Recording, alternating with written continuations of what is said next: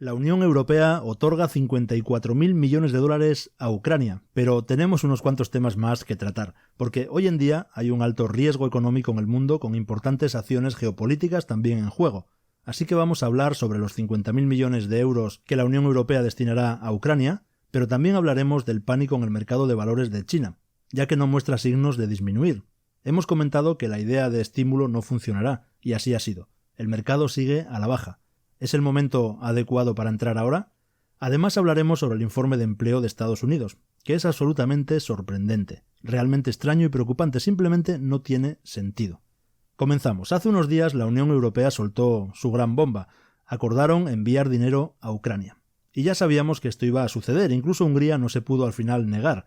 La Unión Europea rompe el bloqueo sobre los 50.000 millones de euros para Ucrania, después de que Orbán retirara su veto, tras decir los líderes de la Unión Europea que era un chantaje. La Unión Europea logró presionar a Hungría y Ucrania obtendrá su dinero, 54.000 millones de dólares para enfrentarse a los rusos, lo que significa que la guerra se prolongará.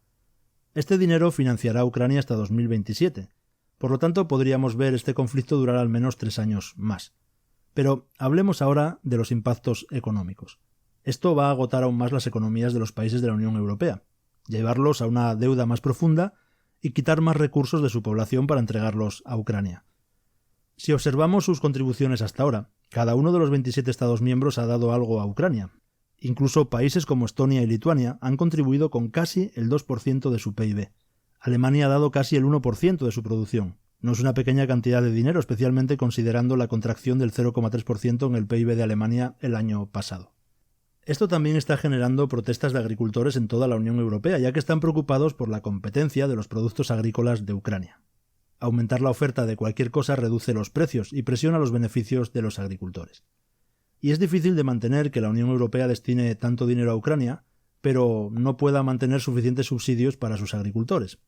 Este conflicto entre Rusia y Occidente al final es una guerra de desgaste financiero. Se trata de quién puede durar más que el otro. Con Europa inyectando otros 50.000 millones de euros, la guerra se prolongará más tiempo.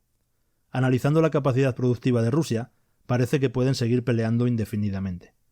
Porque su economía no está colapsando, de hecho, su producción industrial creció un 3,5% el año pasado. Pueden seguir produciendo armas, aviones y vehículos de combate. Según los planes presupuestarios del Kremlin, Rusia puede mantener esto durante al menos los próximos 3 años. Al observar los ingresos de Rusia por el crudo, apenas han cambiado desde los niveles anteriores a la guerra. Antes del conflicto, Rusia ingresaba alrededor de 1.700 millones de dólares por semana por sus exportaciones. En enero cayó a 1.500 millones por semana, solo un 10% menos, principalmente además debido a la caída del precio global del crudo. No hay riesgo de desacoplamiento occidental, ya que Asia sigue comprando petróleo ruso. En cuanto a la crisis dentro de Ucrania, Zelensky busca la destitución de su principal general, lo que podría causar problemas en el ejército. Hay un desorden interno en el país que va más allá de necesitar miles de millones de dólares. El dinero de Europa es solo un factor en una ecuación mucho más amplia. Y hablando de dinero, hablemos un poco sobre el pánico en el mercado de valores de China, en la bolsa de China. Mucha gente piensa que es el fin para Pekín. Casi a diario vemos titulares sobre cómo China es ininvertible y que el apocalipsis está llegando. De hecho, ya está aquí. Como inversor a mí me encantan esos titulares porque suelen señalar en realidad el punto más bajo del mercado. China es la segunda economía más grande del mundo y las acciones están empezando a caer a grandes descuentos. Cualquier cosa que haga el gobierno chino se percibe como miedo o debilidad. Hoy en día las acciones chinas oscilan salvajemente en la peor semana en años. El índice compuesto de Shanghái registró su mayor caída desde 2018. La caída actual proviene de las operaciones apalancadas en China, donde los especuladores están sufriendo por la reciente caída. Pero, si estamos aquí a largo plazo, esto debería de ser una buena noticia. Los inversores débiles están saliendo y cuanta más gente abandone el mercado, más cerca estaremos del fondo. ¿Podría continuar cayendo el mercado chino? Por supuesto, absolutamente que sí, y es importante comprender el sentimiento hacia China hoy en día. La economía sigue creciendo y los fundamentos no son débiles, pero si te bombardean con titulares negativos día tras día, la mayoría de los inversores, especialmente los occidentales, se mantendrán fuera del mercado. Y un problema a abordar es el intento de China de rescatar el mercado. Hemos dicho antes en algunos vídeos que no funcionará, que solo creará la situación opuesta y generará más preguntas que respuestas.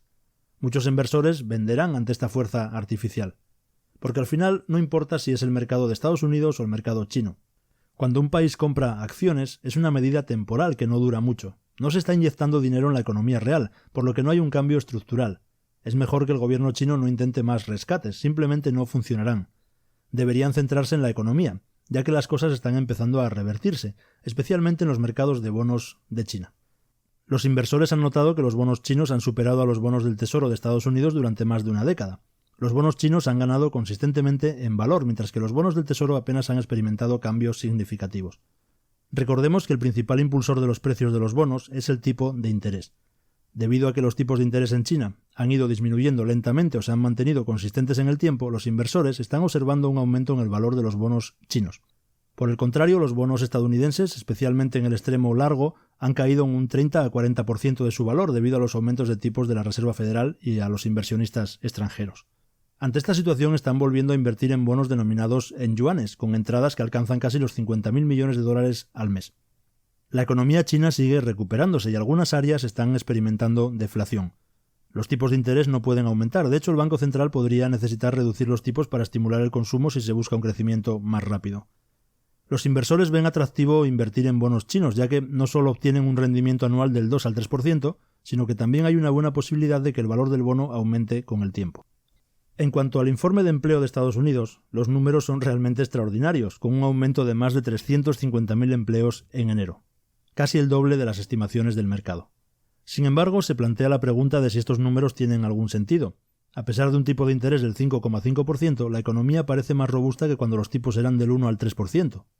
Al comparar los números de nómina con los de empleo, surgen discrepancias significativas. Mientras que las nóminas muestran un aumento constante de empleos mes tras mes, la encuesta de hogares y la tasa de participación laboral indican que el empleo está estancado, con una diferencia de casi 9 millones de empleos. La mayoría de los empleos creados en la economía estadounidense son a tiempo parcial, con la semana laboral promedio cayendo a 34,1 horas, niveles de recesión. La encuesta de hogares también muestra una disminución de más de 30.000 empleos.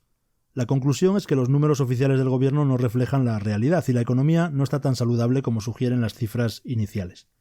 Finalmente hay que destacar la expansión de los BRICS en el dominio petrolero.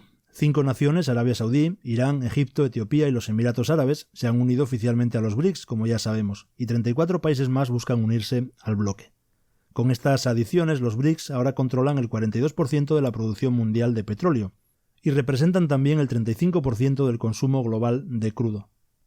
Esto les otorga un enorme poder tanto en la oferta como en la demanda de petróleo. La capacidad de los BRICS para comerciar petróleo en monedas locales, en lugar del dólar estadounidense, se vuelve más factible.